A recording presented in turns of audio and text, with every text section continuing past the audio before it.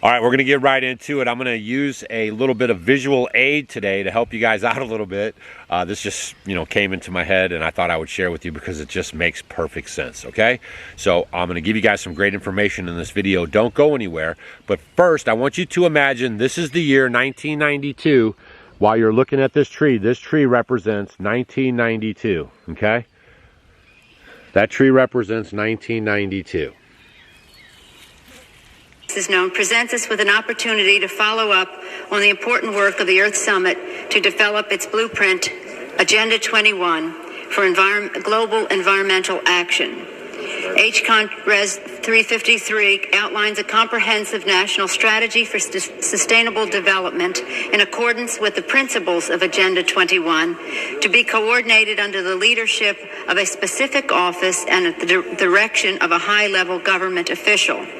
The resolution also urges the United States to identify and initiate further agreements to protect the global environment and to support the creation of a high-level United Nations Sustainable Development Commission headed by an Undersecretary General. Third and lastly, the President is urged to report to Congress on the progress made on with this action. HCON Res 353 is supported by the administration. I have been in contact with the appropriate offices of the State Department and have incorporated their suggestions into the resolution. The 71 co-sponsors of this measure include one-half the members of the Foreign Affairs Committee and all of the House delegates to the Earth Summit. It is also supported by the major United States non-governmental organizations NGO concerned with the environmental issues. The Earth Summit presented world leaders with an opportunity that should not be lost. We must now embark on a new course that will sustain our planet and its resources for the benefit of future generations. This resolution calls on the United States to assert its leadership to achieve this goal. I urge my colleagues to support this resolution. Thanks again to the members of the Foreign Affairs Committee for their recognition of the importance and timeliness of this resolution. We must make the promise of Rio a reality. Thank you, Mr. Speaker. In 1992, Henry Lamb was trying to warn people about the agenda. Okay, I've been trying to let you guys know that there's actually an agenda taking place, and they don't really care if you like it or not, even if you're in America with the Constitution and everything. But he tried to warn everybody about Agenda 21, that the United Nations and everybody else had settled on this, and they were putting it into place. Roll the tape. On the radio and in audiences like this, Mr. Lamb, there's no such thing as a global agenda. Hey, friend, you're absolutely wrong. Here it is. It's called Agenda 21. Agenda 21, the primary document presented in Rio de Janeiro and adopted by more than 100 heads of state, including George Bush, which lays out in intricate detail all of the transformation that must take place in society in order for it to become sustainable as they define sustainability. This may be available at the United Nations bookstore. I had to pick this up. I had not seen one until last July. Had not been able to get one. I happened to be in Geneva attending a United Nations meeting, and I went to the bookstore and bought the thing. So the parties held its first meeting in Nassau last December. At that first meeting, the United Nations Environment Program presented them with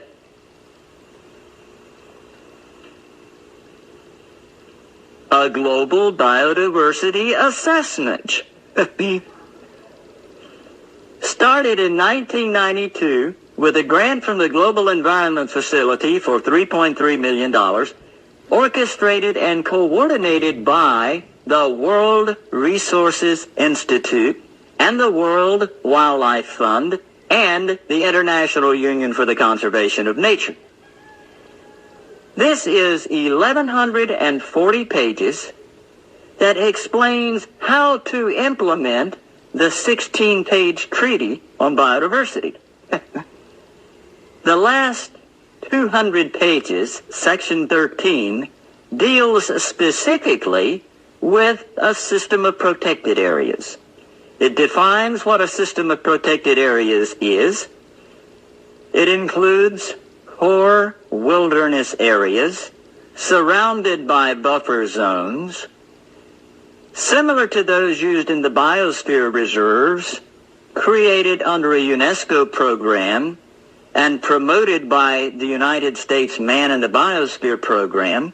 There are 382 biosphere reserves around the world, 47 of which are in the United States, not under authority of any treaty, but by voluntary agreement with the United Nations.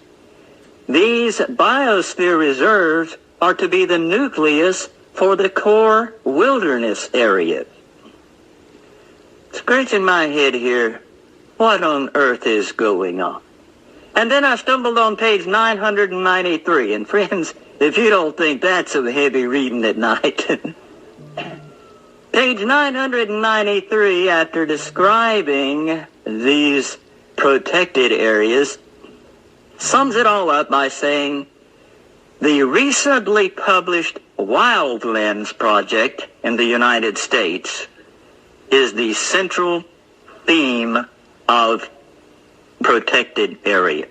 And on page 15 of the Wildlands Project, Dr. Reed Noss says that we must convert at least 50% of the land area of North America to wilderness, off limits to human beings. Those core wilderness areas are to be interconnected by wilderness corridors off limits to human beings. Those wilderness areas are to be surrounded by buffer zones that may have limited resource use under the supervision and permitting of the federal government, in collaboration with non-government organizations. Human population is to be resettled into the remaining 25% of the land, into communities that are described as sustainable communities. Now let me put a parenthesis right here for a moment. He created what he called a White House task force on ecosystem management. He called 20 federal departments together and said, you will create an ecosystem management policy, and you will implement the ecosystem management policy throughout the federal government, Department of Interior, Department of Agriculture, Department of Commerce, Department of Education, throughout the federal government. They developed what they called multimedia enforcement. Where they run into a problem with a community that will not accept this ecosystem management concept, multimedia enforcement means that all 20 federal agencies descend on the community and begin inspections and writing tickets. I couldn't believe it.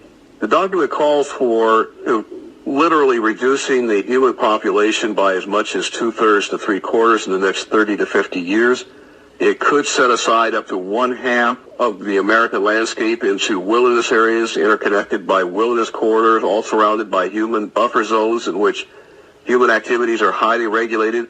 That is very, very clear in these United Nations documents that they want to set up a regulatory structure that would affect every man, woman, and child on planet Earth, and all of the control would be headquartered in the United Nations. And if we take the more recent United Nations documents, it's going to be called the Trusteeship Council in the restructure of the United Nations that's occurring right now. And the Man of the Biosphere program, as revealed in the U.S. State Department documents as well as UNESCO documents, clearly show that the Man of the Biosphere program actually is the first step in implementing the Convention on Biological Diversity. And there are 47 of these Man of the Biosphere programs around this nation that occupy about 51 million acres of U.S. soil.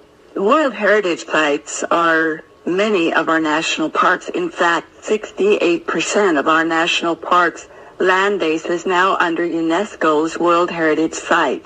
And that includes the symbol of independence in America, the Independence Hall, the Statue of Liberty, Yellowstone National Park, Monticello, Carlsbad Caverns, and the American people didn't even realize this was happening.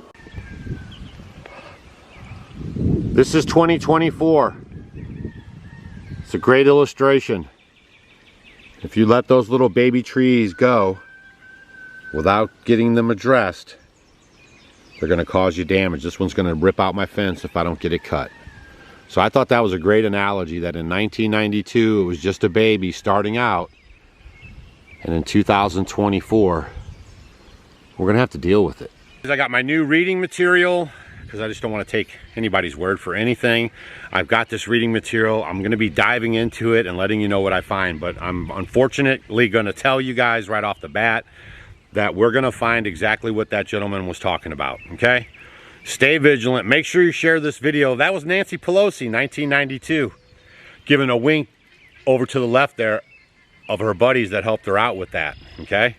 This is not in our Constitution. This is not part of our plan. This is all an agenda. That's why he calls it the deep state or shadow government, right? Because they're doing stuff like this instead of doing the people's business. They're worried about creating this, you know, secondary system, if you will, okay? Void of Constitution, independent rights, and all that stuff. Share this video with your friends, please. I'm trying to give you guys the best information I can. Love the tree analogy. 1992 to now is going to cause a big problem, and so we got to keep getting people aware of this stuff so we can keep getting the word out, and then we can start addressing some of it, I guess. All right, but the main thing, right, the first step is knowledge, right? Just understanding it and reading it and learning it and not just not believing it, okay? Because it's real. See you guys on the next video. Share the video and we'll see you tomorrow. And I'm working on that other video and it's going to be good. All right, see ya.